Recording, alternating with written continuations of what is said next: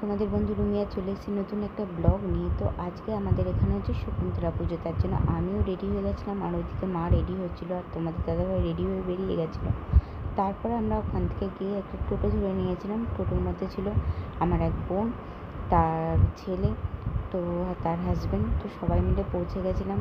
এখানে হচ্ছে মা এখানেই তৈরি হয়, তো এখান থেকেই মাকে বের করা হয়। আর দেখো প্রচুর ভিড়, মানে জাস্ট ভাবা যাচ্ছে না। এবারে যেহেতু মার 135তম বার্ষিকী, তো সবাই ওই জন্য এসছে এবং প্রচুর ভিড়। আর ওইদিকে দেখো ঘটে জল আনা হয়ে গেল, এবার মাকে নিয়ে বেরোনো হবে। আর এটাও একটা বড় মা, তো এখনও আমাদের মা শকুন্তলা উনি এখনও বেরোননি। তো এই মা বেরিয়ে গেলেন, এরপরেই মা বেরোবে। তো দেখো এবার আবার ওখানে ওয়েট করছে ওরা জল নিয়ে, যে মা বেরোবে।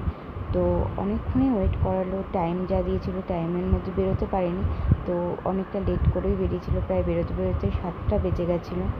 আর হচ্ছে আর সামনে পেছন এত ভিড় ছিল যে ঠিক মতন দাঁড়ানো যাচ্ছিল না, আর ক্যামেরায় যে ভালো করে ভিডিও করব সেটাও স্কোপ পাচ্ছিলাম না। তো প্রচুর ভিড় ছিল। আর এই মা খুব জাগ্রত, সবার মনের ইচ্ছা পূর্ণ করে। তো সবাই যে যা চায় তার ইচ্ছে পূর্ণ হয়।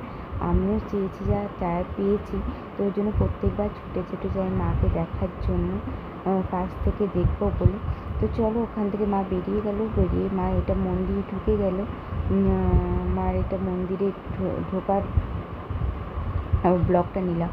আর এদিকে মন্দিরের সামনেটাকে খুব সুন্দরভাবে আলো দিয়ে সাজিয়েছিল। কোনোবার এত সুন্দর সাজানো, কিন্তু এবারে খুব সুন্দর করেই সাজিয়েছিল, আর সব কিছু ছিল খুব পারফেক্ট। আর দেখো সামনে কত ভিড়, কিন্তু মন্দিরের ভেতরে ছবি তোলা অ্যালাউ করছিল না বলে ঠিক মতন করে ভিডিওটা করতে পারিনি। এই বাইরেটুকুনি করতে দিচ্ছে, কিন্তু মন্দিরের সামনেটা করতে দিচ্ছে না, সেখান থেকে ফোন নিয়ে নিচ্ছে। তো এরপরে মাকে দর্শন করে গুটি পায়ে চলে এসেছিলাম বাড়িতে, আর এদিকে একটু মেলাও দেখে নিচ্ছিলাম।